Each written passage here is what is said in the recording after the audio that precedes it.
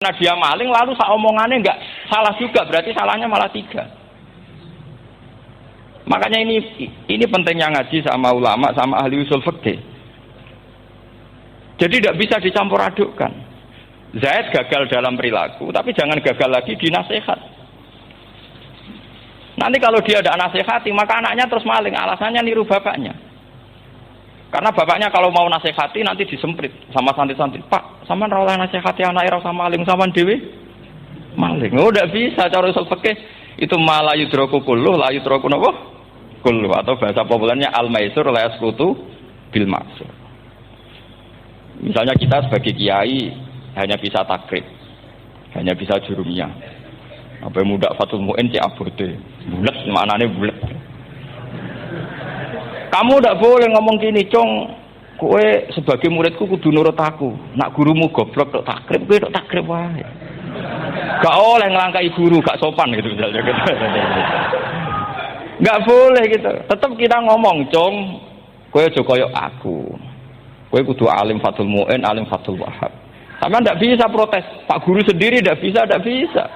Kebenaran tetap sebagai kebenaran meskipun kita tidak kuat melakukan atau tidak bisa melakukan. Lagi-lagi ayat itu sebenarnya ada untuk kita, untuk orang Yahudi, ta'murunan nasa bil birri wa tansawna anfusakum wa antum taslunal kitab. Sebab itu istidlal dengan Quran itu memang resikonya tinggi kalau tidak bagi mutabakhir. Karena ya itu tadi. Ini harus ada pengetahuan yang luas tentang asbabun nuzul, tentang kriteria. Nah, kalau terpaksa, saya katakan terpaksa, kalau terpaksa kita iktibar itu boleh, tapi itu terpaksa. Bahwa Allah mengkritik orang yang bisa ngomong tapi tidak bisa melakukan. Tapi itu secara usul fikih itu runyam. Teori ini runyam sekali, fatal. Sama lihat tuh di kitab Bajuri atau di kitab-kitab fikih yang lain. Ketika Shahibil Burdah atau Shahibil Bur'ah itu yang Imam Busiri itu Muhammad bin Busiri itu. Ini salah nama tapi kadung populer. Jadi sebetulnya Imam Busiri itu Shahibil Bur'ah bukan Shahibil Burdah, tapi kadung terkenal Burdah, kita ikut-ikutan apa? Burdah. Imam Busiri itu ngeluh, saya ini orang yang banyak kesalahan. Di antara salah saya adalah saya bisa ngomong tapi tidak bisa melakukan. Yaitu saya ngomong misalnya orang supaya tahajud, saya tidak tahajud. Saya ngomong orang supaya sholat sunat, saya tidak pernah sholat sunat. Itu sarahnya itu yang menyarai itu kan Imam Bajuri itu yang sarah Burdah. Itu mengkritik begini. Kalau Anda ngendikan itu fi ma'radi dzammin nafsi, yaitu dalam konteks Anda mengkritik diri sendiri oke. Tapi omongan Anda salah. Karena secara usul fikih fatal. Fatalnya begini. Misalnya saya nggak pernah tahajud, ya mungkin itu nyata, mungkin itu nyata. Apakah kemudian saya tidak boleh mengatakan at-tahajjudu sunnatun? Apa saya diwajibkan diam hanya karena saya tidak pernah tahajud, terus saya seorang kiai yang haram mengatakan at-tahajjud sunnatun? Saya harus tetap mengatakan kalau tahajud itu sunnah. Saya kalau punya santri terus saya bilang, Cong, pas nganggur yuk tahajud. Tahajud itu sunat. Karena mengatakan kebaikan pasti bagian dari kebaikan itu sendiri. Makanya kata Imam Bajuri, fakaifa yakunul amru bil ma'rufi mazmuman. Bagaimana mungkin sesuatu yang jelas baik karena memerintahkan kebaikan mazmuman menjadi sesuatu yang tercela hanya karena yang mengatakan tidak melakukan. Fa innal fi'la ya amrun wal hukmu ya amrun akhar. Itu beda. Jangan karena Anda tidak minum teh karena diabetes, terus Anda kalau ada tamu tidak disuguhi teh. Karena saya sendiri tidak minum teh. Wah ya repot kan.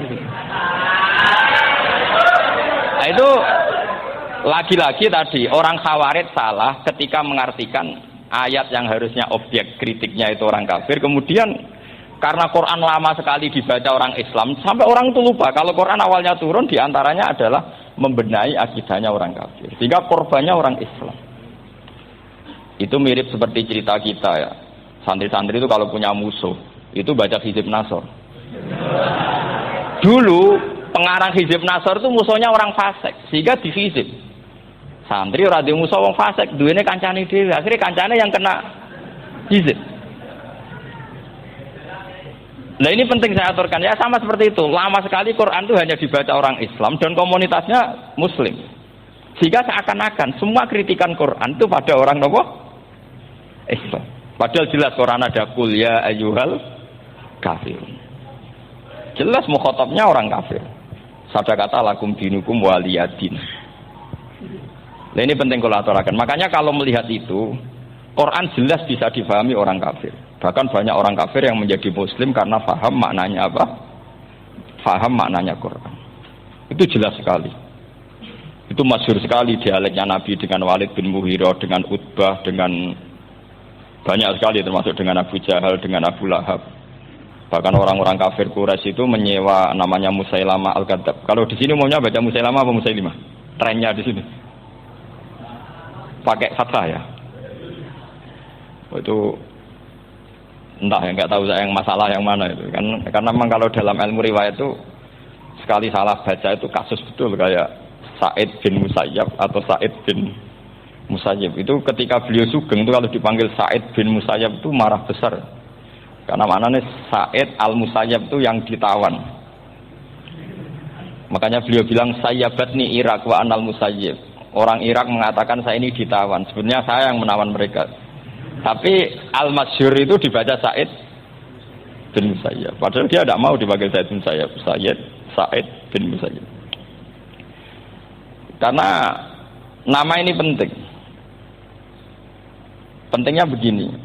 Ini kata Rasulullah kalau sedang guyon. Kata Nabi, mbok kamu itu sekali-kali mikir. Kenapa saya ini diberi nama Allah Muhammad? Ini hadis sahih di Bukhari ada di Kitabul Adab. Banyaklah teks ini. Kenapa ya Rasulullah? Allah itu senang bingung wong kafir kata Rasulullah. Karena Abu Jahal kalau manggil saya jadi bingung. Itu kalau orang Arab kan pasti tahu maknanya. Muhammad maknanya orang yang terpuji. Sehingga kalau Abu Lahab ngomong itu jadi paradok. Hei orang yang terpuji, kamu bohong. Kan jadi aneh. Ya Muhammad kadzabta. Hei Muhammad kamu bohong. Kalau diterjemahkan hei orang terpuji, kamu bohong. Itu akhirnya sahabat tertawa-tawa. Karena cek pinter ya pangeran milih nama kamu ya Rasulullah. Karena ini bingungkan musuh gitu. Makanya kalau kamu udah anak kiai, itu anak kamu panggil namakan saja Agus. Pasti satu pondok manggil Gus semua. Itu aman itu. Oh itu mbok yang nggak seneng tetap panggil Gus. Karena kalau untuk Gus putra kiai kan butuh di bapak kiai, kan bapak kadung ra kiai gitu kan. Itu ada triknya, yaitu anaknya dinamain Agus. Nah, itu Rasulullah itu sudah dipilih sedemikian rupa oleh Allah. Perilakunya benar, ahwalnya benar, sak namanya juga benar. Sehingga ketika Abu Jahal, Abu Lahab tahu bahwa nama Muhammad ini problem karena ini madah. Madah itu memuji. Sehingga mereka kalau mencari Muhammad itu bilang, Ainal mazmum, mana orang yang tercela. Terus orang-orang Quraisy nggak paham, kamu nyari siapa? Akhirnya mereka bilang, Ana atlubu Muhammad, dan saya cari Muhammad. Akhirnya bilang Muhammad lagi. Nah, itu. Nah, Quran juga main di ranah nama. Sehingga Abu Jahal itu namanya kan Abul Hakam. Orang Islam dari awal memanggil Abu Jahal. Karena kalau sampai kita manggil Abul Hakam, kita akan mengalami paradok. Ya Abul Hakam, hei bapak dari semua kebijakan, kamu begini kan kacau. Makanya itu dari sini orang nggak boleh salah apa? Salah nama. Ini penting kalau aturakan karena kadang menganalisis Quran itu satu bilisanin Arabi mubin. Kata Imam Syafi'i, wa innahu latanzilu rabbil alamin nazala bihir rohul amin ala qalbika litakuna minal munzirin bilisanin Arabi mubin. Di antara kata Imam Syafi'i ini, di antara aturan pokok memahami Quran adalah dia malian bil Arabiyah. Dia sangat-sangat menguasai bahasa Arab. Itu masyhur dalam dialek Imam Syafi'i. Saman kalau ngaji takrib atau Fathul Mu'in, syarat sahnya tayamum lil musafir itu apa? Tolabul ma. Mencari apa? Air. Sampai kalau di takrib dicontohkan, kalau di tempat atas nyari ke bawah, kalau ke bawah nyari ke atas. Imam Syafi'i ditanya, kaifa taqulu bi syartit tolab? Bagaimana Anda berpendapat bahwa tolabul ma itu wajib untuk menjadi sahnya tayamum? Terus Imam Syafi'i faqara'a falam tajidu ma'an. Kamu pergi, kemudian falam tajidu ma'an, kamu tidak menemukan air. Terus Imam Syafi'i mengatakan la yuqalu liman lam yatlub lam yajid wa innama yuqalu lam ya'rif. Orang yang enggak pernah mencari itu tidak bisa dikatakan lam yajid, tidak menemukan. Kalau belum mencari namanya tidak tahu. Padahal Quran bilang kamu pergi kemudian kamu tidak menemukan air. Tidak menemukan itu berarti harus mencari dulu baru dikatakan lam yajid, tidak menemukan. Kalau tidak pernah mencari namanya tidak tahu. Hanya gitu tok itu jadi ilmu bahwa tolabul ma itu wajib karena Allah mengatakan falam tajidu ma la yuqalu liman lam yatlub lam yajid wa innama yuqalu lam ya'rif. Orang dikatakan tidak menemukan berarti setelah mencari kemudian kesimpulannya tidak menemukan. Kalau belum mencari namanya tidak tahu. Nah, dari sini Imam Syafi'i istidlal wajib tolabul ma. Ini namanya malian bil arabiyah. Dia menguasai bahasa Arab. Begitu juga ulama-ulama sufi. Itu ada cerita Bayazid Al-Bustami itu ada muridnya baca ayat wasiqal ladzina taqaw rabbahum ilal jannati zumara. Orang-orang takwa itu digiring menuju surga. Itu dia nangis. Muridnya kaget. Ini guru saya tidak benar, ini ada cerita surga, tapi dia malah nangis karena ayatnya itu digiring. Terus kata Abu Yazid, mereka itu di mana saja. Masa ke surga saja butuh digiring? Ke surga itu kan nikmat, ngapain butuh digiring? Saya tidak mau, kata dia. Abu Yazid itu tidak mau digiring ke surga juga. Mereka kan tambah kaget. Memangnya mau neraka kan gitu pikirannya itu. Ternyata beliau jawabnya sederhana. Saya pasti itu sudah dekat sama Allah sehingga tidak perlu digiring. Kemudian saya sudah panitia kiamat pas itu jadi tidak perlu digiring. Nah ini nanti penting jadi satu aturan ilmu ulumul Quran. Saya di rumah itu istiqomah ngajar Qawaidul Asasiyahnya Said Muhammad yang dulu ditulis abahnya Zubdatul Itqan oleh Said Alawi. Kemudian Zubdatul Itqan itu tentu dari kitab Itqan. Terus Said Alawi dulu ngarang kitab Faidul Khobir, sarannya Faidul Khobir sama Sayyid Muhsin Al-Musawab. Dulu dari Padang, tapi hidupnya di Mekah. Saya dulu talaki sama Mbah Mun. Itu ternyata ada ayatnya. Innal muttaqina fi jannati wa nahar fi maq'adi sidqin 'inda malikim muqtadir. Sekarang sampean saya tanya. Menurut Anda semua orang kena hisab enggak? Enggak, sampean jawab saja. Menurut Anda ketika di mahsyar semua orang kena hisab apa enggak? Pasti kita menjawab iya. Tapi kata Said Muhammad, itu keliru. Enggak kebayang orang seperti Nabi kena hisab. Pasti yang kena hisab itu orang-orang yang enggak jelas. Nah, misalnya Nabi jelas baiknya, harusnya ya langsung enggak kena hisab. Karena enggak mungkin seorang saksi kok diaudit, enggak mungkin.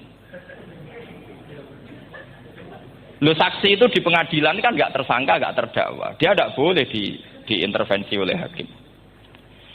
Nah, Rasulullah ketika kiamat, ketika fil mahsyar, fi faslil qada itu jelas fa kaifa idza ji'na min kulli ummatin bi syahidi wa ji'na bika ala haula'i syahida.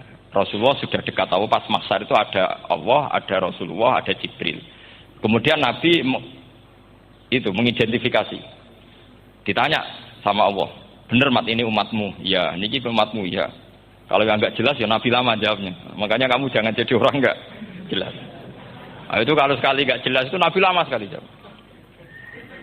Nah, artinya begini, yang kena hisab itu meskipun kata Said Muhammad, meskipun Zahirul Quran itu menetapkan asbata umumal hisab, tapi zahirnya Quran yang sama juga menafikan hisab. Itu karena enggak mungkin, enggak kebayang kita malaikat berani menghisab afdhalul khalqi. Saman bisa bayangkan malaikat mengaudit Rasulullah sallallahu alaihi wasallam. Ahabbal khalqi ila Allah. Ben cilaka mencet.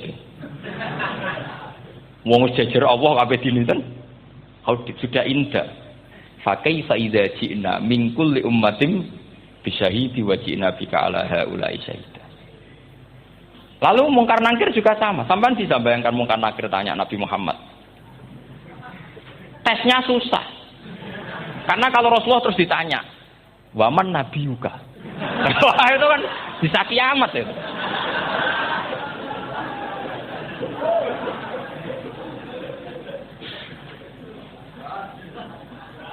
Paham ya? Makanya kata Sayyid Muhammad, ini kan teman-teman tanya, piye carane alim tafsirnya saja, caranya satu hafal Quran, dua hafal Sahih Muslim, tiga semua orang sudah mati, tinggal kamu yang alim. Nah, itu mesti aman itu. Nah kalau sampean tanya saya, apa buktinya Gus kalau orang tertentu tidak kena hisab? Ya buktinya tadi misalnya innal ladzina qalu rabbuna Allahu tsummas taqamu tatanazzalu alaihimul malaikatu alla takhafu wala tahzanu wa absyiru. Mungkar nakir adalah malaikat penakut membawa ketakutan. Sementara para wali ini jelas malaikat kena konstitusi. Malaikat harus mengatakan ke para wali alla takhafu wala tahzanu. Padahal Nabi tentu Sayyidul Awli. Para wali saja malaikat kena aturan kamu harus bilang alla takhafu wala tahzanu wa absyiru. Hei para wali, kamu jangan susah, jangan gentar, kamu harus gembira. Kamu bisa bayangkan misalnya mungkar nakir bawa godok atau orang kalau dipukul agil sak walang-walang. Kemudian kamu bayangkan si Abdul Qadir ngalami itu, Abu Hasan Asadali ngalami itu, Abu Yazid Al-Bustami. Kalau itu ngalami gitu semua, ngapain kita jadikan mursyid? Kan sama nasibnya dengan kita. Nah, Zahirul Quran mengatakan asbatal hisabah. Tapi Zahirul Quran di ayat yang lain lam yusbit al hisabah. Makanya tadi umumul Quran juga ditaksis dengan muqayyid. Yang mutlak ditaksis dengan yang muqayyad. Yang mujmal ya sama seperti itu, aturannya seperti itu, ditafsir sama yang mufassal. Sama orang kafir yang jelas, sampean bisa bayangkan malaikat ngaudit Fir'aun. Cek kurang penggawean nih. Jelas eleke kok di audit. Misalnya Abu Lahab di audit, oh malaikatnya celaka mencet. Berarti dia agak percaya sama pernyataan Tuhan tabat yada abi lahabu. Malaikat kok ngaudit Abu Lahab. Mungkin Gusti kula ceke. Nak menawi wonten api iki. Lho ki ora tau ngaji Quran tapi wong ayate tabat yada kok cek di cek. Nah, yang seperti ini masuknya kategori ulaikal ladzina tak terusé mereka yang kafir bi ayati rabbihim wa liqaihi fahabitat a'maluhum fala nuqimu lahum yaumal qiyamati wasna. Jadi ada orang-orang kafir yang jelas kena aturan fala nuqimu lahum yaumal qiyamati wasna. Yang jelas kafirnya ya enggak kena hisab, yang jelas nabinya, jelas wasinya juga enggak kena hisab. Yang kena kita di tengah-tengah. Tapi ilmu itu ikut mainstream karena semua orang bilang ada hisab ya kita ikut-ikutan bilang. Ya sudah gitu saja. Tapi kalau aslinya rapati percaya. Umumnya uang gerono mati ditalkin ya kita melok-melokan nalkin. Tapi kalau kadang ya gak kebayang. Piye nak wali-wali ditalkin. Makanya ada di dunia wali itu ada cerita Rabi'ah Dawiyah itu termasuk keramat beliau itu. Kalau Imam Sibawi kan dalam cerita wali kan ditanya marbuka ngapunten niku man mausul napa istifham. Wah itu malaikatnya ndak pernah khataman alfiyah kan repot. Kalau Rabi'ah Adawiyah lebih parah lagi itu, beliau tuh nangis sekeras-kerasnya. Nangis terisak-isak, dia tersiksa. Ya Allah, engkau itu zat yang paling saya kenali dan harusnya semua makhluk itu kenal engkau. Tapi ini hamba engkau tanya engkau itu siapa? Itu kan ini orang aneh kata. Karena Allah itu adharul dzahir kata sampai Imam Sibawi misalkan a'raful ma'arif. Jadi wong ora ora wis geblek tenan dari Imam Sibawi.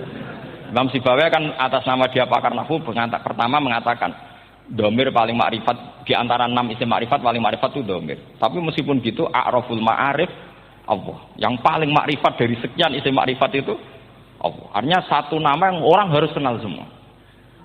Makanya di antara keramat beliau ketika ditanya, wong kok ora tau ngaji fikih men ngaji nahwu wae. Gak tahu dia ngaji carane sesuci, carane ibadah, tuh gak tahu ngaji nahwu. Terus dia tanya, bima fa'ala rabbuka. Lalu Allah memperlakukan kamu gimana? Terus kata Imam Subabeh, ghafaroli, Allah mengampuni saya karena saya orang yang mengatakan Allahu a'raful. Ini penting kalau aturakan. Jadi makanya kalau sampean tanya, caranya ilmu alim gimana? Ya satu tadi, kalau sampean masih banyak orang hidup, syaratnya kamu harus hafal Quran, hafal hadis, hafal sekian ribu hadis, hafal sekian ulumul Quran. Itu kalau masih banyak orang hidup. Kalau sudah kamu sendiri hidup, ya sudah. Pokoknya isokol ya salim sendiri kan, nggak ada saingannya. Makanya kata Sayyid Muhammad, beliau mengatakan, kita meyakini umumal hisab ya berdasar zahiril Quran, kita menafikan umumal hisab bahwa hisab hanya yahtassul liqaumin duna qaumin juga berdasar zahiril Quran. Kita percaya semua mayat ditanya mungkar nangkir ya berdasar zahiril ahadits. Kita tidak mengumumkan teks ini juga berdasar zahiril ahadits. Karena malaikat mungkar nangkir juga malaikat. Berarti dia kena aturan kalau ketemu para wali Allah takhafu wala tahzan. Paham sebelum maksud ini? Ini penting kalau aturakan. Jadi makanya aspeknya sampean bisa memulai kalau ingin jadi orang alim tafsir bisa mulai dari yang mudah saja, yang fikih saja. Makanya kata Imam Ghazali, kenapa Mu'tazilah jadi segoblok itu? Karena dia tertipu oleh umumatul Quran, oleh teks-teks umum. Dia tidak tahu mukhassisnya. Padahal setiap ayat umum itu pasti ada mukhassis. Misalnya begini ya, kalau kamu maknanya fikih saja, contoh yang paling mudah familiar itu fikih ya. Misalnya kita ngaji Quran, wal mutallaqatu yatarabbasna bi anfusihinna salasata quru. Kalau orang dicerai, itu iddahnya itu 3 kali masa nawa suci. Apakah aturan iddah seperti ini hal hadhil iddah amatun likulli mutallaqatin am li mutallaqatin makhsusah? Apa ini semua mutallaqah iddahnya pasti salasata quru apa orang tertentu?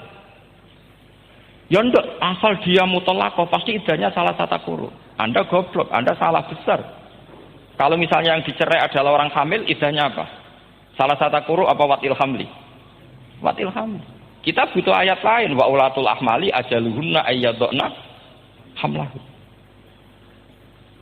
Sama seperti kita ngaji, walladzina tawaffawna minkum wa yadharuna azwajan yatarabbasna bi anfusina arba'ata asyhurin wa asyra. Asal wanita ditinggal mati suaminya, maka iddahnya 4 bulan 10. Apa semuanya demikian? Enggak. Misalnya orang hamil iddahnya biwatil hamil.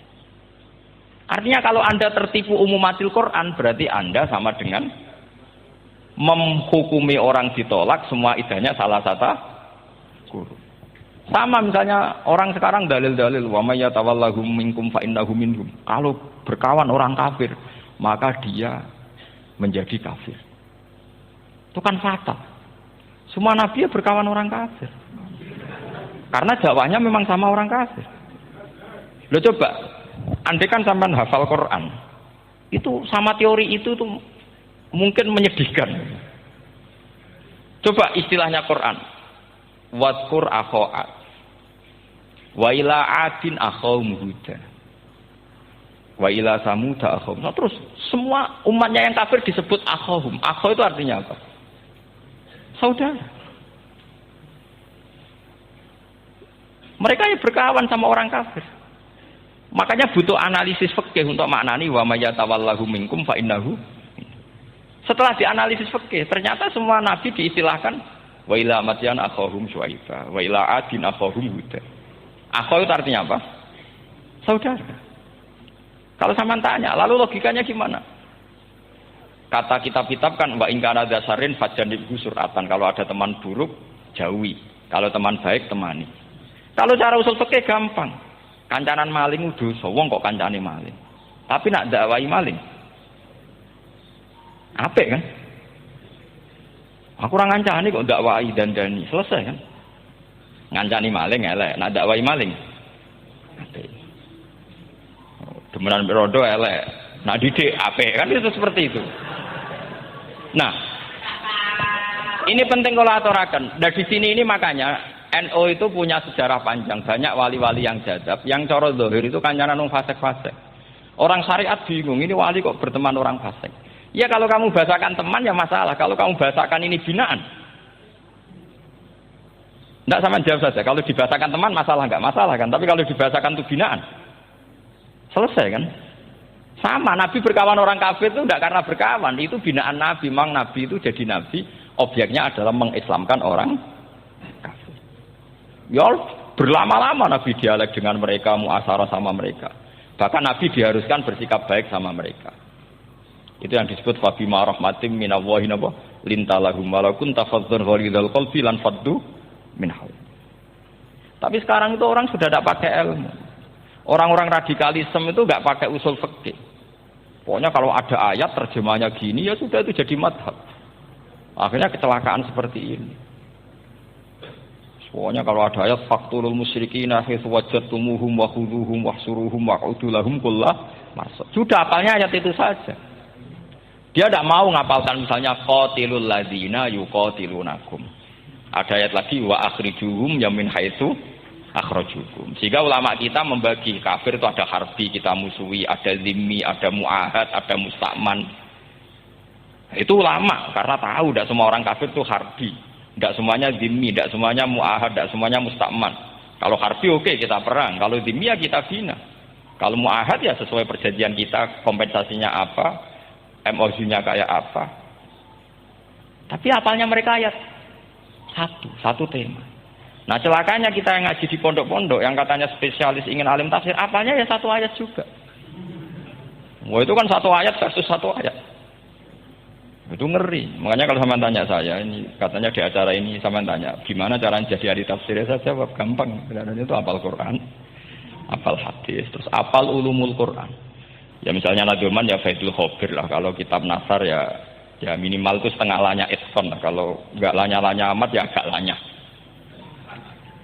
Karena kitab tafsir itu gampang. Teorinya itu mudah sekali. Misalnya al-ibratu bi umumil lafzi la bi khususis sabab. Itu sama dengan kayak kaidah fikih. Karena kalau kaidah fikih itu saya itu pernah dibisui kiai itu. Ini kisah nyata itu. Dibisui kiai itu. Pas basul masail dulu saya itu masih sering mau basul masail. Ini pun pensiun pun buatan ini. Dulu saya dengan Gus Zofur putrane Bamun itu sering makili Pondok Anwar basul masail fikih. Tapi tidak tahu ceritanya Gus Zofur jadi dokter tafsir. Saya juga kok ya tahu-tahu menekuni tafsir. Lama-lama orang itu lupa status saya yang fakih ya. Makanya saya itu ya kadang eman gitu karena ini status penting juga. Tapi status fikih itu kadang memang menyesatkan. Karena begini, itu dulu pernah ada basul masail itu begini. Ini kisah nyata ini. Ada desainer baju putri untuk putri, anak putri. Kemudian desainer itu menciptakan satu celana pendek atau celana seperempat. Dengan desain ini pasti kalau dipakai itu auratnya itu kelihatan. Bagaimana hukumnya desainer ini? Apa termasuk mimman sarro'a as-sayyi'ata? Karena terjadi kasfil aurat. Apa enggak? Rata-rata kalau dia yang khusus-khusus, yang sepus-sepus, desainer itu dosa. Gara-gara tren pakaian ini wong wedok buka aurat. Tapi kiai-kiai alim yang muda-muda, entah saking belinya, entah saking pinternya, enggak tahu. Bilang begini, Pak Yai, yang didesain apa? Ya celana itu. Lalu celana itu fungsinya nutupi apa buka aurat? Ya nutupi. Lu kan lumayan urun nutupi. Kalau haram ya dicopot. Lu kan malah parah. Bingung kayak gitu. Sampai bilang gini, wah semuanya. Itu kan makanya ini guyon ilmiah. Repotnya ngadepi orang alim muda, itu kan mbok gedhingi ku ilmiah, mbok senengi fasih.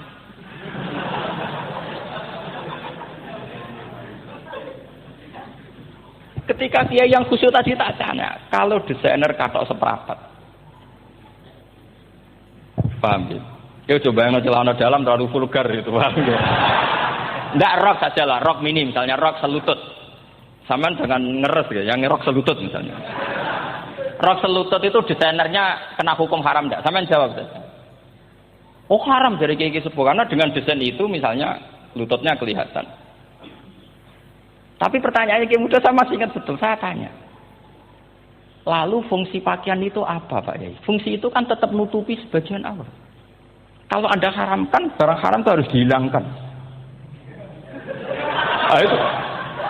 Sampai kiai itu setelah acara itu manggil saya.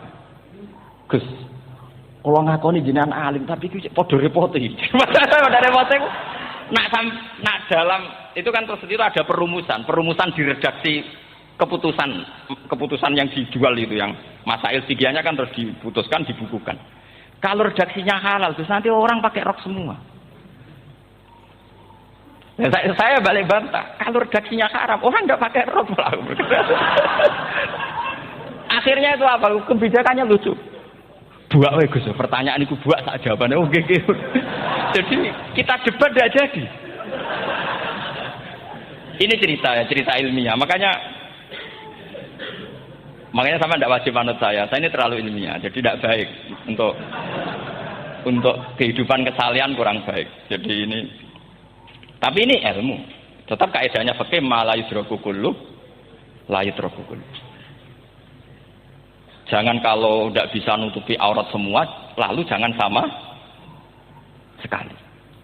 Lagi kan kaidahnya kan gitu, ma la yudraku kullu la yudraku kullu. Misalnya Anda punya tetangga nggak mau pakai jilbab, nggak mau pakai pakaian muslimah, kamu tidak boleh bilang munisan rapambinan, tidak bisa. Malayu trokukulu, malayu trokukulu, nulayu trokunopo.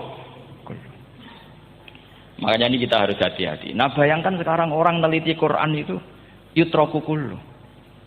Mestinya kalau Anda meneliti radikalisme, ayat yang terkait radikalisme diteliti semua.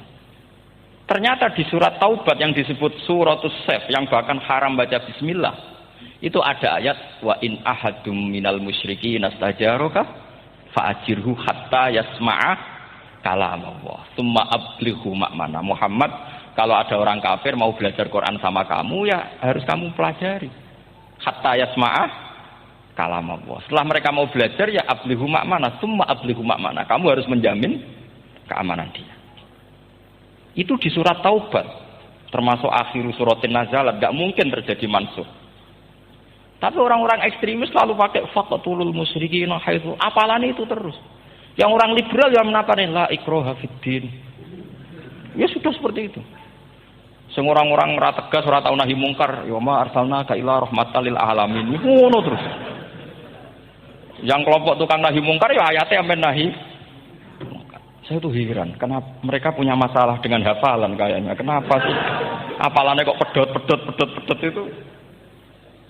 Kita yang hafal semua bingung jadi.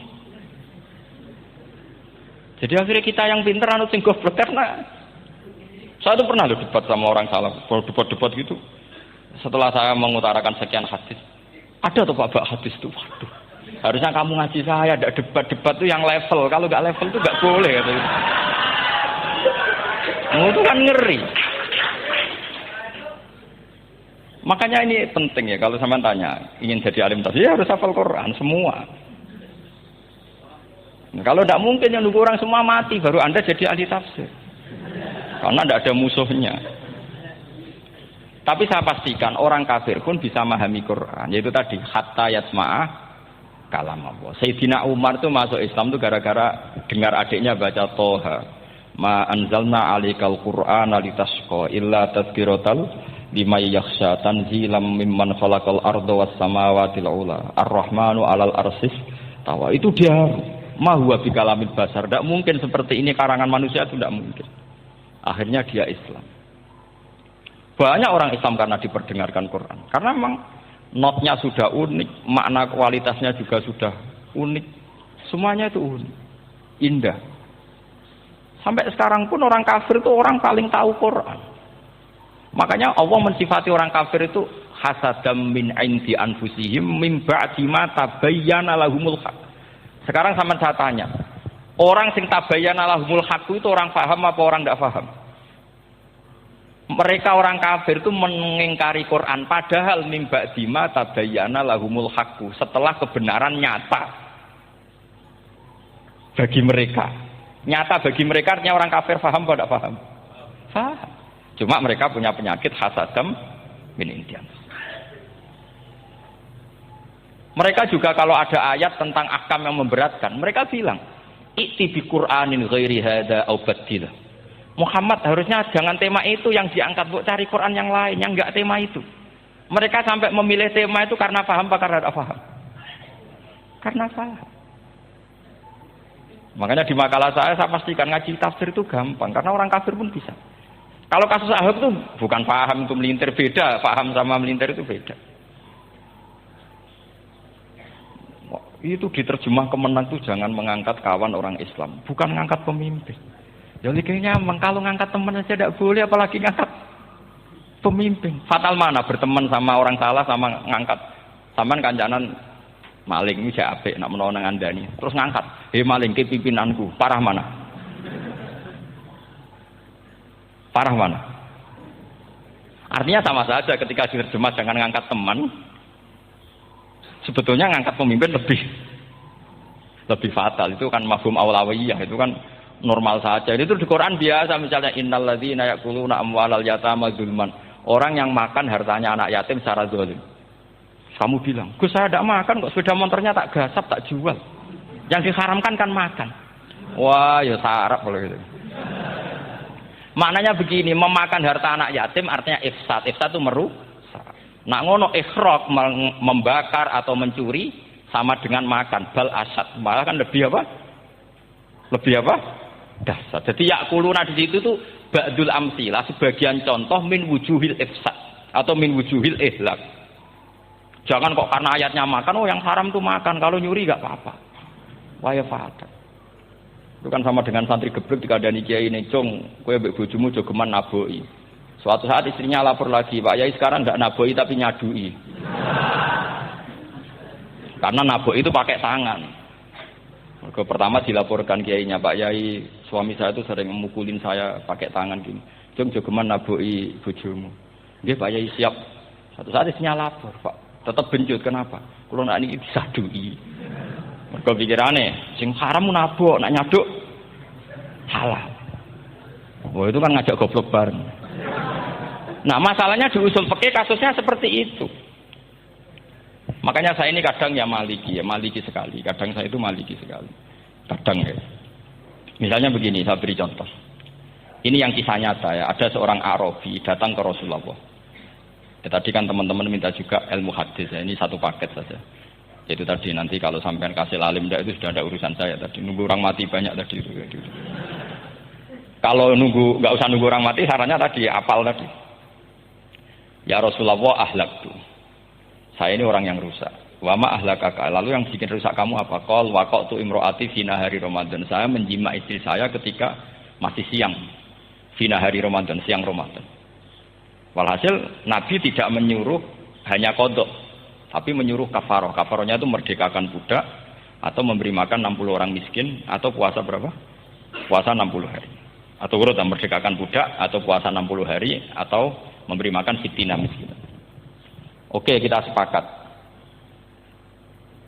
Sepakat ya, hadis itu sahih dan diulang-ulang oleh Ashabus Sunan. Oke, riwayatnya enggak masalah. Sekarang kita analisis maknanya. Sekarang sampean saya tanya. Kalau Anda misalnya sekarang jam berapa ini? Misalnya sekarang jam 9 kurang seperempat Ramadan. Terus Anda rokok atau Anda ngopi, kepengen ngopi terus ngopi tanpa udhurun syar'iyyin. Anda hanya wajib qadha apa bayar kafarah? Enggak, sampean jawab. Rata-rata kiai kita, oh mau wajib qadha Gus karena gak jima. Sing seru kafarah itu nak jima. Kan ngombe kopi be jima beda. Pertanyaannya tuh lucu, ini naik secara fikih masalah. Masalahnya begini. Jima bojo itu tidak zina. Jima bojo itu zina apa enggak? Enggak. Berarti dengan makan bedanya apa? Sama kan? Sama-sama amrun mubah. Sesuatu yang boleh. Kenapa hukumannya berat? Makanya kata Imam Malik, enggak itu nilainya. Nilainya adalah hadku hurmati Ramadan bi ghairi udhrin syar'iyyin. Makanya kata Imam Malik, siapapun yang makan fina hari Ramadan, iftar apapun fina hari Ramadan bi ghairi udhrin syar'iyyin, maka hukumnya sama dengan jima fina hari Ramadan. Karena sama-sama ihlak ifsad hurmata Ramadan bi ghairi udhrin syar'iyyin. Loh, enggak, ini ilmiah. Kamu enggak harus cocok, tapi otak kamu harus percaya. Loh iya kan beda kan? Saya secara nafsu tidak cocok, cek berhasil. Tapi ilmiah saya setuju. Kalau kiai ngandani itu kan pasti pakai badul amsilah, kan nggak mungkin semua contoh disebut. Dong penak melaku-melaku jogeman delok wedok iku mari setan. Mboten delok Mbah, nyekel. Lho malah parah to. Ndak bisa. Makanya ini masalahnya lafaz. Ini kembali ke Imam Syafi'i bilisanin arabiyyim mubin. Ketika seorang kiai bilang cung jogeman delok cawe wedok adalah mengungkapkan al-muharramat. Bukan mentaksis yang haram itu hanya melihat. Saya ulang lagi ya, ketika seorang kiai bilang cung jogeman delok wedok sing haram, itu semangatnya adalah melawan keharaman, bukan mentaksis yang haram hanya delok. Itu di Quran normal semua, di semua lugat ya biasa. Itu kan sama seperti misalnya seorang mbah ngasih uang cucunya, cung tak kayak duit 100.000, cung gue tuku es. Terus gue mendingan, nak ragu tuku es haram iki kan ngongkone tuku es. Lah kepen putumu mati kan nyeben 100.000 gue tuku es. Ya mulai dulu istilahnya nambahnya ke ibu tuh cung 100.000 gue tuku es. Cara wong kuno. Maksudnya gue pokoknya umumnya cah cilik senane es menyebut. Ya sudah seperti itu. Sama seperti Quran menghentikan begini. Ini memang saya latih yang fikih dulu, yang pokok-pokok. Di antara yang enggak boleh dikawin adalah wa antajma'u bainal ukhtaini illa ma qad salah. Kamu enggak boleh menikahi Sri dan Zainab, kakak beradik. Sudah sepakat nggih? Fi nikahin wahid enggak boleh al jam'u bainal ukhtain. Jadi mbaknya kamu kawin, adiknya kamu kawin fi nikahin wahid. Tapi nak ngeduni boleh, berarti kan dengan waktu yang berbeda. Quran hanya menyebut itu. Kemudian Rasulullah zaman Sugeng itu hanya nambahi wala binal mar'ati wa ammatiha, wala binal mar'ati wa kholatiha. Juga agak boleh menikahi ponaan plus buliknya. Baik bulik dari bapak, yaitu ammah, maupun bulik dari ibu disebut apa? Kholah. Kemudian ulama fikih merasa ada yang kurang, ditambahi lagi. Dua perempuan yang andekan yang satu itu lelaki kok haram nikah, berarti haram jam'u fi nikahin wahid. Misalnya cucu Rabibahnya boleh enggak? Enggak boleh kan? Berarti kalau sampean ngumpulkan cucu dan mbahnya fi nikahin wahid juga enggak boleh. Tapi orang yang waras itu tidak akan nyalahkan Quran ketika tidak lengkap. Wa antajma'u bainal ukhtaini ila ma qad. Ini tidak lengkap. Yang haram kan tidak hanya jam'u bainal ukhtain. Termasuk mengumpulkan cucu dan banyak. Karena Quran nggak mau dengan logika tidak waras itu tidak mau. Taruh saja orang itu rata-rata mbahnya kan umur 70 tahun. Cucunya umur 17 tahun. Kebayang nggak kamu nikahi? Sehingga adekan boleh bareng, mesti kamu milih bareng. Makanya Quran hanya bakas wa antasma'u final ukhtain, karena yang mungkin masih menggugah selera itu dua. Tapi kalau cucu sama mbahnya itu, kalau ada yang masih selera kan, ya sarap tuh. Tapi fikih sebagai kaidah tetap menerangkan, termasuk yang haram jam'u adalah bainal mar'ati wajad dati. Paham juga maksudnya? Artinya ketika menyebut itu tidak jaminan merangkum semua hukum, tapi ba'dul amsilah. Fa'innal akila yaktafiya bi isyaratil ba'di. Karena orang kalau punya akal diisyarai sebagian sudah paham. Ini penting kalau aturakan. Jadi ini penting. Nah bayangkan sekarang banyak gerakan-gerakan ahli Quran katanya tapi nggak memahami ilmu usul fikih. Quran ra ono ya wis. Nang Quran ra ono cerita harame asu, nak ngono asu ya halal. Ora ono Qurane. Sing ra ono iku tekem ora Quran iku aneh-aneh kuwi.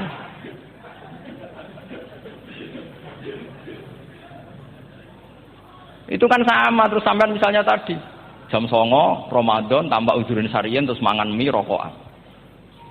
Itu kan melecehkan Ramadan biwiri ujurin sarian. Karena melecehkan hurmata Ramadan kena sanksi separah itu. Jangan kamu terus bilang, tapi Nabi hanya bilang masalah jima final Ramadan. Jima istri itu hukumnya itu tidak zina, hukumnya itu mubah sama dengan makan. Ini cara mazhab Maliki, tapi kita alhamdulillah mazhab Syafi'i. Ya, itu masalahnya. Berhubung itu menguntungkan sami'na wa ta'na.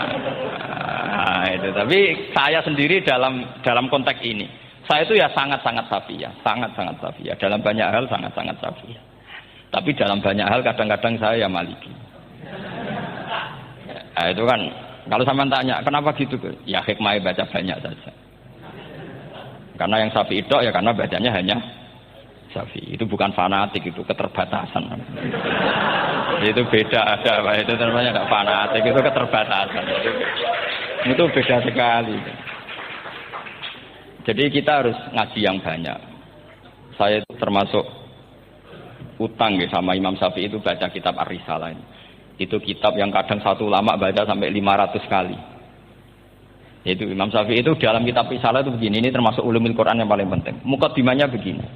Wan nasu sinfani min awalil amri.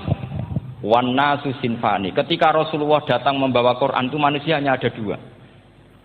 Al kuffar yang dari jenis ahli kitab dan kuffar dari jenis yang tidak ahli. Bahkan tidak ada orang Islam zaman itu. Pertama Nabi jadi Nabi itu adakah pendengar yang Muslim? Kan tidak ada. Semuanya ahli kitab. Makanya susah kalau Quran kamu analisis korbannya orang Islam tuh kata Ibnu Umar tuh lucu. Dulu tuh mukhatabnya tuh orang kafir, jelas kuliah ayyuhal kafir. Ya ayyuhan nasu ubudu rabbakum alladzi khalaqakum. Jelas orang kafir.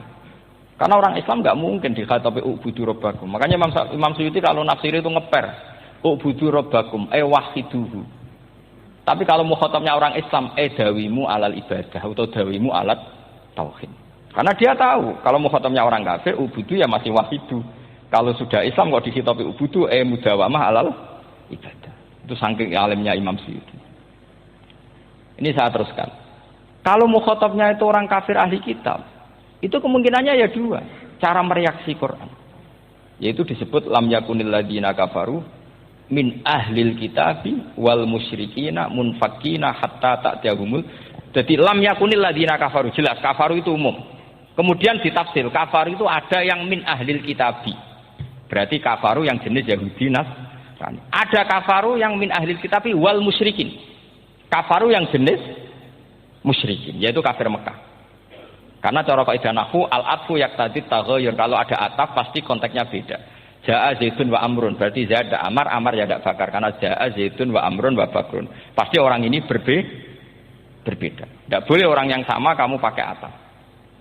Ini sudah clear ya ini ya. Kemudian cara pandang mereka ya beda. Ketika Rasulullah mengajak tauhid, itu ahli kitab tidak masalah. Memang harusnya Tuhan itu satu. Tidak masalah bagi ahli kitab. Problem bagi ahli kitab adalah Muhammad itu nabi. Itu kita nggak suka. Kalau Tuhan satu oke, tapi kalau Muhammad nabi tidak oke. Kita bisa jadi nabi. Kata mereka, karena mereka merasa nasabnya sampai Ibrahim. Sementara zaman itu mereka sanksi Muhammad itu nasabnya konti. Gak jelas. Ini penting kalau aturakan. Sehingga dalam konteks ini Allah menjawab ahli kitab dulu. Jadi itu disebut Muhammad itu nasabnya jelas. Jadi itu fihi ayatum bayinatum maqamu Ibrahim. Ini saya dengarin. Ibrahim itu jelas pernah ke Mekah. Bukti Ibrahim pernah ke Mekah adalah jejak kaki Ibrahim di makam apa? Makam mereka artinya buatan kuburan, buatan jejak kaki Ibrahim ketika bangun Ka'bah. Fihi ayatum bayinatum maqamu Ibrahim. Pun. Kalau Ibrahim pernah di Mekah artinya beliau pernah nikah di Mekah. Paling tidak punya zuriyah di Mekah. Jadi Ismail dibawa ke Mekah. Jelas ayatnya wa idh yarfa'u Ibrahimul qawaida minal baiti wa Ismail. Ini dengarin ya. Sebab itu saking alimnya berjanji itu beliau tahu betul masalah utama Rasulullah Muhammad adalah disangsikan nasabnya. Sebab itu kitab berjanji pertama cerita. Setelah dia alhamdulillah macam-macam awalu ma'anab tadi saat terus dia bilang wa ba'du fa'akul huwa Muhammad bin Abdullah bin Abdul Muttalib. Saat terus ya wa ba'du wa Muhammad bin Abdullah bin Abdul Muttalib wasmu syaibatul hamdi humitat khisaluhus saniyah. Saat terus Ibnu Qusayn saat terus summiya bi Qusayn litaqasi fi biladi qudu'atal qasiyah. Karena dia tahu yang masalah bagi Rasulullah itu adalah masalah nasab bagi mereka loh, bagi mereka yang kafir. Terus beliau ngendikan ditutup wa adnanu bila raibin inda zawil ulumin nasabiyah ila dzabihi Ismail nisbatuhu wa mun. Jelas saya Adnan itu pasti cucu-cucunya Nabi Ismail. Karena orang Yahudi yang disoal Muhammad itu, kamu itu siapa? Kok tahu-tahu Nabi? Kamu orang Arab. Orang Arab itu tidak pernah ada Nabi. Yang Nabi itu normalnya orang Israel. Itu turunan Yahudi. Karena Yahuda bin Yakub bin Ishak bin Ibrahim. Akhirnya Allah membuktikan. Fihi ayatum bayinatum maqami. Bukti kalau Ibrahim pernah di Mekah adalah jejak kakinya di Mekah. Itu dekat Ka'bah. Ini jawaban Allah yang tentang ahli kitab. Karena sudah jelimet. Ada ilmu ansab, ada ilmu nasab, ada polemik kitab samawi. Kalau kafir Mekah ini goblok-goblok. Ketika Rasulullah pakai teori tauhid, orang kafir Mekah itu sangat gobloknya bilang gini, Muhammad, kita ini urusannya banyak, utang kita banyak, kasus saya banyak. Kok Tuhannya satu itu tidak cukup? Yaitu mereka mengatakan aja'alal alihata ilahau wahida inna hadza la syai'un ujab. Bagaimana Tuhan hanya satu? Urusan kita banyak, masalah kita banyak. Tuhan nggak boleh satu, harus banyak. Sejumlah urusan kita. Ada Tuhan BPKB, Tuhan macam-macam lah. Ada Tuhan kredit, Tuhan kas, macam-macam lah. Kan? Sesuai sebanyak urusan kita. Mereka tanya, aja alal alihata ilahau wahida. Masa Tuhan satu? Inna hadza la syai'un ujab. Ini aneh. Tapi Rasulullah dengan sabarnya. Kalau yang seperti ini Allah menjelaskannya beda dengan yang pertama. Karena tadi orang kafir itu bisa min ahlil kitab, bisa wal bikin lam yakunil ladzina kafaru min ahlil kitab. Ada yang wal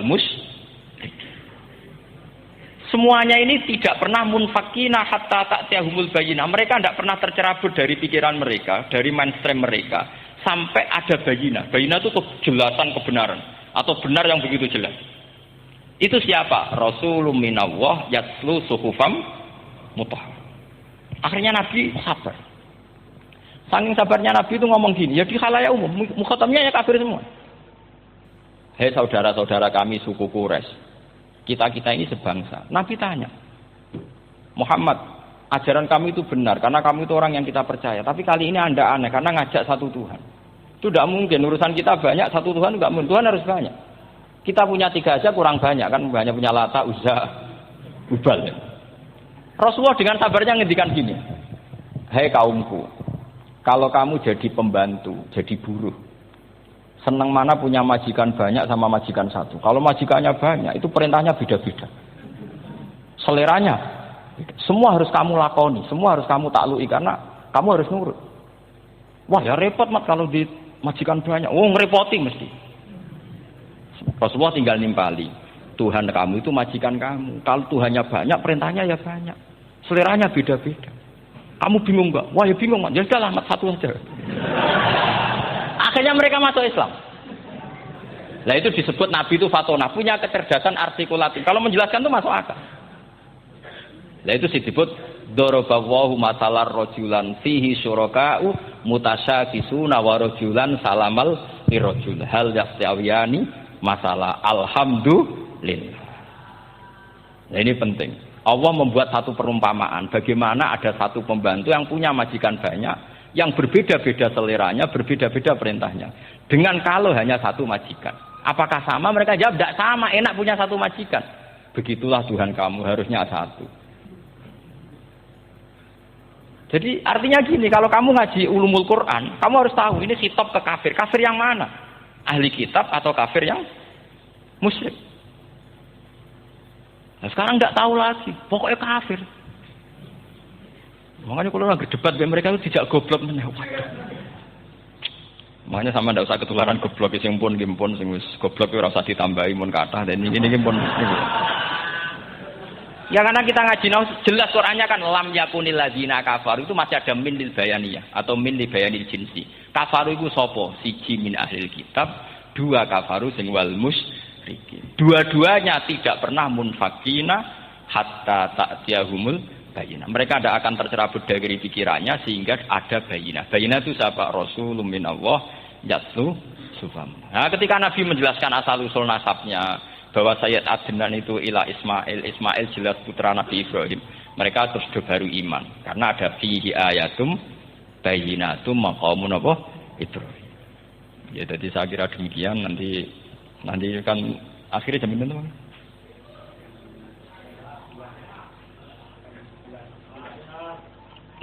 Oh, ini jam berapa istiwa? Nggih terus saya pikir niku nggih. Kalau misalnya tadi ada tanya jawab ya tanya jawab cara ngalim saja kan. Itu lebih realistis. Karena kalau sampean iskal misalnya saya iskal dengan ini kan malah bingung kan. Kalau kamu terkenal pinter iskal kita goblok ya. Nah wis pinter kok iskal gitu jadi saya niru ilmunya Abu Nawas. Abu Nawas sudah bisa pidato. Enggak bisa pidato, suatu saat dipaksa pidato sama khalifah. Hei para hadirin. Kamu pinter apa goblok? Nah mereka pinter, mau ngandani wong pinter, terus pinter kok ngandani gitu. Akhirnya hadirin itu kan karena seneng sama Abu Nawas itu seneng. Ya sudah Abu Nawas, kalau gitu kita goblok. Aku mau mengambil wong goblok. Akhirnya terus wassalamualaikum warahmatullahi wabarakatuh. Jadi itu Abu Nawas juga bisa pidato, tapi dia tahu saja caranya menyelesaikan masalah. Jadi itu Abu Nawas. Jadi ya orangnya kacau tapi cerdas itu, makanya jadi guyonan. Sebenarnya Abu Nawas itu figur yang nyata, tapi tidak senaif yang diceritakan orang-orang di anekdot itu. Nah beliau itu orang soleh ketika era Harun ar-Rasyid. Tapi ya tadi karena banyak cerita yang macam-macam. Ya, Abu Nawas itu makanya ini cerita anekdot. Jadi riwayatnya agak jelas tapi lucunya jelas. Dia itu mangkel punya tetangga profesor ahli astronomi. Adiknya itu mau iso omong kok. Abu Nawas mau pinter molak-malik omong kan masyhur itu dia cerita hari Senin tanggal sekian lihat Abu Nawas di alun-alun mau terbang. Orang lihat semua itu Abu Nawas itu ya sudah di podium ya hanya gitu-gitu. Kok nggak mau terbang-terbang? Ya mau itu ya tidak. Wassalamualaikum warahmatullahi wabarakatuh. Yang bilang Abu Nawas terbang siapa? Abu Nawas mau terbang. Yang namanya mau itu ya tidak.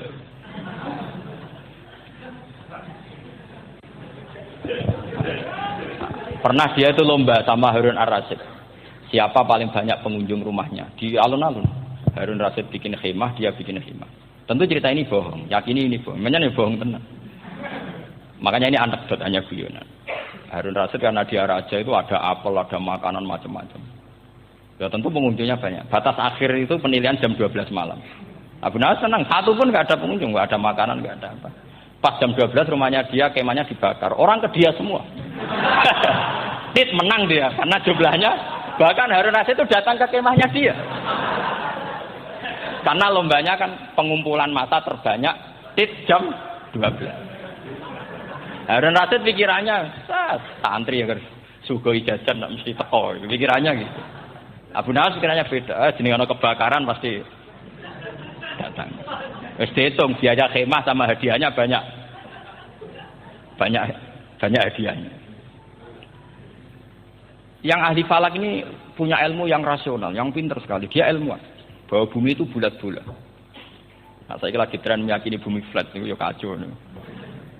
Gara-gara penjelasan sing sepihak. Ini wong nganggur. Lah wong ilmuwan kok sentimennya perkara wedi dhuwit. Enggak boleh ilmuwan menyebut sentimen apa? Uang. Akhir bumi itu bulat-bulat. Jadi kalau Anda jalan ke timur terus nanti ke titik yang sama.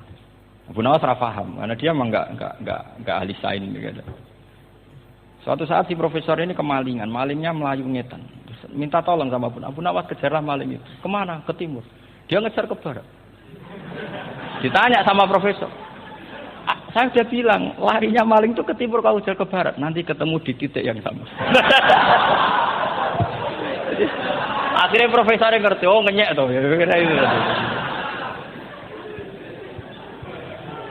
Jadi, nah khawatir saya, nanti kalau santri-santri tidak pinter ilmu, terus pilihannya ilmu kayak Abu Nawas, jalan pintas tadi. Karena belajar falak jelimet, belajar faraid apa? Jelimet, ada aul, ada roh, terus semua ada masalah yang ruwet-ruwet terus. Akhirnya mau olah bicara. Ini musibah, inna lillahi wa inna ilaihi raji'un. Itu tidak boleh. Quran tidak mengajarkan itu. Quran tetap mengajarkan ilmu meskipun ada nilai seninya. Ya tadi nilai seni tadi misalnya Allah mencontohkan dorobawu masalah rojulan fihi syuraka. Terus kedua uniknya Quran itu begini. Setelah dipikir itu nyata-nyata lebih detail. Misalnya begini. Ketika Allah mencontohkan ba'udah itu nyamuk. Itu orang-orang kafir itu bilang gini, ya Muhammad, Tuhan Anda kehilangan stok ilmiah. Sehingga contoh itu enggak yang dahsyat tapi sekedar nyamuk. Wong nyamuk kok digawe contoh. Mbok ya contoh itu dinosaurus, tak jerapah, tak apalah yang keren itu. Mosok contoh apa? Nyamuk. Terus Allah menjelaskan innallaha la yastahi ayyadriba napa masalam ma. Contoh apa saja?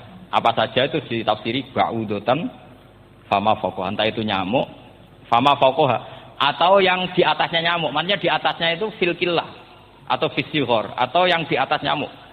Yang lebih kecil ketimbang nyamuk. Sekarang saya contohkan kata Rasulullah, contoh yang kecil saja. Enggak usah bikin nyawa, enggak usah, itu terlalu mustahil. Seorang pemahat patung. Kamu pesen. Pak, aku gaekno patung gajah. Mesti muni sanggup. Tak muni, Pak, gaekno patung gajah ukurannya ya semestinya gajah. Oke. Tapi Pak, aku gaekno patung nyamuk, ukurannya ya sak nyamuk. Kira-kira sanggup apa enggak? Artinya ketika Allah gawe nyamuk itu lebih sulit ketimbang gawe gajah apa lebih mudah? Lebih sulit. Karena nyamuk yang sudah kecil, dia punya alat kelamin terus seberapa juga. Alat kelaminnya juga tetap harus ada lubangnya, terus seberapa? Temen saya malah ada yang cangkem elek bilang gini, lalu ya punya kumannya seberapa? Nah ini pentingnya ngaji akal. Kamu jangan hanya bilang, wow dinosaurus, jerapah, seru nyamuk. Nah karena orang sudah ada itibar dengan nyamuk, didatangkanlah nyamuk banyak. Sebenarnya nyamuk banyak itu mergo mangkel, gak diperhatikan itu.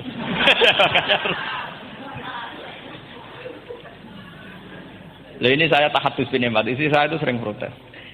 Istri saya kalau manggil saya Gus karena orang Jawa Timur.